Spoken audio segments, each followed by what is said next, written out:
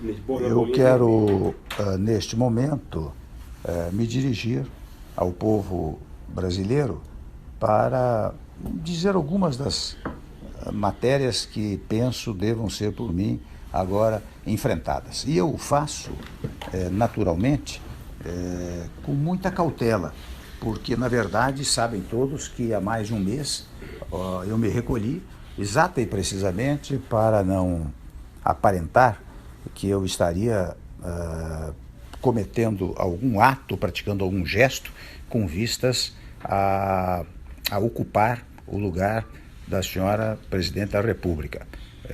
Recolhi-me o quanto pude, mas evidentemente nesse período fui procurado por muitos que estão aflitos com a situação do nosso país. Mas agora, quando a Câmara dos Deputados decide por uma votação significativa declarar a autorização para a instauração de processo de impedimento contra a senhora Presidente, muitos me procuraram para que eu desse, pelo menos, uma palavra preliminar à nação brasileira. O que eu faço com muita modéstia, com muita cautela, com muita moderação, mas também em face da minha condição de vice-presidente, naturalmente de substituto constitucional da senhora Presidente da República. E desde logo eu quero afirmar que temos ainda um longo processo pela frente, passando pelo Senado Federal. Então todas as minhas palavras levarão em conta apenas a decisão da Câmara dos Deputados, portanto também as minhas palavras são provisórias, já que nós temos que aguardar e respeitar a decisão soberana que o Senado Federal proferirá a respeito desse tema, seja quanto à admissibilidade da autorização, seja quanto, ao final, o julgamento propriamente dito. Portanto, eu quero, neste momento, prestar uma homenagem ao Poder Legislativo, tanto à Câmara dos Deputados, que já debateu amplamente este assunto, como ao Senado Federal, que irá debater. E desde logo eu quero comunicar aos amigos e colegas homens públicos, senadores da melhor cepa, da melhor sabedoria, que aguardarei naturalmente a decisão, aguardarei respeitosamente a decisão do Senado Federal. Não quero avançar o sinal, até imaginaria que eu poderia falar depois da decisão do Senado, mas evidentemente sabem todos os que me ouvem que quando houver a decisão definitiva, a decisão do Senado, eu preciso estar preparado para enfrentar os graves problemas que hoje afligem o nosso país. E desde logo quero dizer aos que me ouvem que repetir, na verdade, o que tenho pregado ao longo do tempo. Os senhores sabem, os brasileiros sabem, que há mais de 8, 10 meses tenho feito pronunciamentos referentes à pacificação do país, à unificação do país, porque é chocante, para não dizer tristíssimo, verificar os brasileiros controvertendo-se entre si, disputando ideias e espaços. Até aí tudo bem, mas quando parte para uma coisa quase física, isso não pode acontecer no nosso país. Portanto, ao dizer agora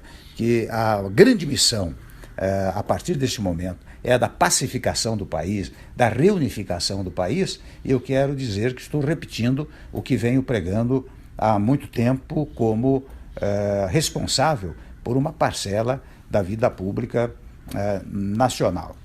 Devo dizer também, isto fica para aconteça o que acontecer no futuro, que é preciso um governo de salvação nacional e, portanto, de união nacional. É preciso que se reúnam todos os partidos políticos e todos os partidos políticos estejam dispostos a dar a sua colaboração para tirar o país da crise. Sem esta unidade nacional, penso que será difícil tirar o país da crise em que nos encontramos. Para tanto, é preciso diálogo. O fundamental agora é o diálogo. Em segundo lugar, a compreensão. E em terceiro lugar, para não enganar ninguém, a ideia de que nós vamos ter muitos sacrifícios pela frente. Sem sacrifícios, nós não conseguiremos também avançar para retomar o crescimento e o desenvolvimento que pautaram a atividade do nosso país nos últimos nos últimos tempos, antes desta última gestão. Então, é preciso retomar o crescimento. E eu não quero que isto fique em palavras vazias. Tenho absoluta convicção, como muitos me dizem, que a mudança pode gerar esperança.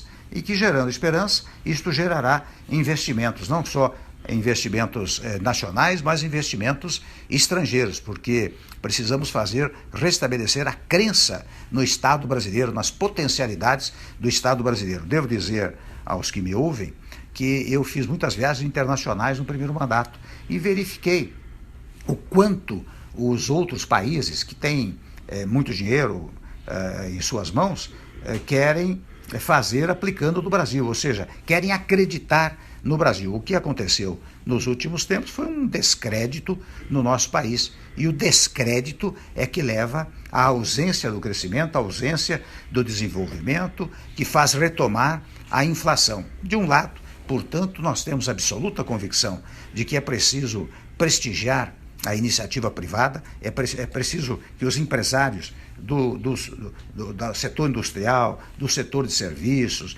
do setor agrícola, do setor do agronegócio, portanto, dos vários setores da nacionalidade, se entusiasmem novamente com estes investimentos. Mas, ao dizer isto, eu estou pensando apenas naqueles que possam investir? Não. Diferentemente, estou pensando em manter as conquistas sociais obtidas nos últimos tempos. Por exemplo, o emprego é uma coisa fundamental para todos os brasileiros. Para que haja emprego, é preciso uma conjugação dos empregadores com os trabalhadores. Você só tem emprego se a indústria, o comércio, as atividades de serviços todas estiverem caminhando bem. É a partir daí que você tem emprego e, com isto, você pode retomar o emprego. De outro lado, eu devo dizer também que, de fora a parte, um projeto pela empregabilidade plena, é preciso manter certas matérias sociais, porque nós todos sabemos que o Brasil ainda é um país pobre e, portanto, e eu sei que dizem que de vez em quando que se outrem assumir, nós vamos acabar com o Bolsa Família, vamos acabar com o Pronatec, vamos acabar com o FIES. Isto é falso, é mentiroso e é fruto desta política mais rasteira que tomou conta do país. Portanto, neste particular, eu quero dizer que nós deveremos manter esses programas e até, se possível, revalorizá-los e ampliá-los. Até que, e isto eu quero deixar claro, o Bolsa Família, por exemplo, há de ser um estágio do Estado brasileiro. Daqui a alguns anos é possível que a empregabilidade tenha atingido um tal nível que não haja mais necessidade do Bolsa Família. Mas isto, enquanto persistir a necessidade, nós manteremos, assim como o Pronatec, FIES, ProUni, todos esses projetos que acabaram dando certo no país. Portanto, eu lanço uma mensagem àqueles que têm o capital e lanço àqueles que querem uma mensagem do trabalho e lanço uma mensagem para aqueles que sequer trabalho ainda conseguiram. É claro que nós vamos incentivar enormemente as parcerias público-privadas na medida que isto pode trazer emprego ao país. Nós temos absoluta convicção de que hoje, mais do que nunca, o Estado não pode tudo fazer.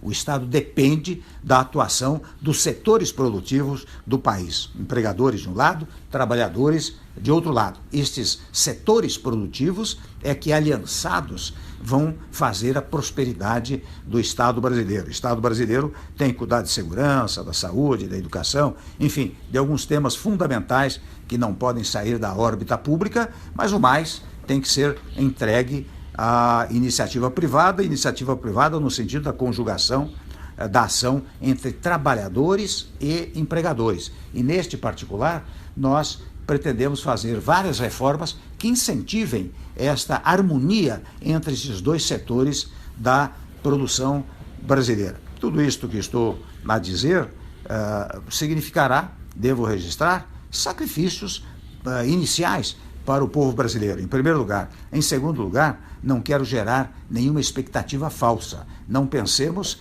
que, se houver uma mudança do governo, em 3, 4 meses estará tudo resolvido. Em 3, 4 meses pode começar a ser encaminhado para resolvermos a matéria ao longo do tempo. Se houver este governo de transição, ou se não houver, fica esta sugestão que eu estou fazendo para o governo que vier a manter-se, ficam estas sugestões, que, reitero, não são sugestões por mim formuladas ou formatadas neste momento, mas que foram feitas ao longo do tempo. Há reformas que são fundamentais para um país. Nós todos sabemos, não é possível. Agora, toda e qualquer reforma não alterará os direitos já formatados, já adquiridos pelos cidadãos, mas nós temos que preparar o país do futuro. Muitas matérias até estão em tramitação no Congresso Nacional e nós queremos ter uma base parlamentar muito sólida que nos permita conversar com a classe política, mas conversar também com a sociedade. Os senhores sabem, os que assistiram às minhas palestras nos últimos tempos, que eu faço uma distinção e uma conjugação entre governo, governança e governabilidade, para dizer que o governo são os órgãos constituídos, não tem a menor dúvida, legislativo, executivo, judiciário. A governança vem exatamente pelo apoio político que o governo consegue dos partidos políticos e do Congresso Nacional. Mas é preciso mais do que isso, é preciso a governabilidade. E a governabilidade exige que haja uma aprovação popular do próprio governo. Portanto, a classe política unida com o povo levará ao crescimento do país e, portanto, ao apoio ao governo. É com estes três fatores que nós vamos lidar. É claro que não vou falar aqui sobre reformas que são fundamentais, porque isto será fruto de um desdobramento ao longo do tempo. Mas como não pensar numa reforma política? Como não pensar numa reforma tributária? E evidentemente que a reforma tributária envolve um outro tema, que é a revisão do Pacto Federativo.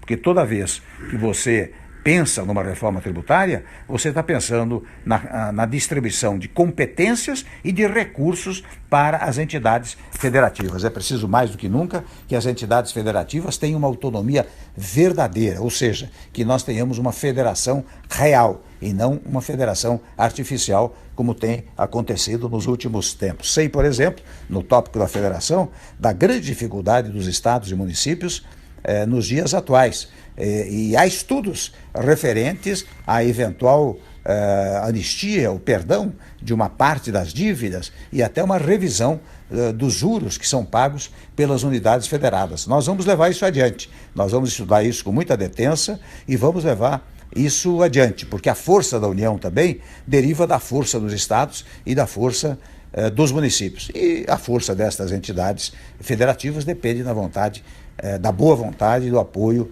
da classe política e do povo brasileiro. Há matérias controvertidas, como matéria referente à legislação trabalhista e à legislação previdenciária, que nós vamos fazer com um grande diálogo nacional, onde nenhum setor será esquecido, nem dos trabalhadores, nem dos empresários, nem do povo brasileiro. Mas toda e qualquer modificação que vier a ser feita será para garantir o futuro mesmo daqueles que já recebem salário, daqueles que recebem aposentadoria. É nestes termos que nós vamos trabalhar. Ou seja, o diálogo de um lado e a conjugação de esforços de outro lado serão os alicerces, digamos assim, do nosso trabalho. É esta manifestação que eu queria deixar ao povo brasileiro.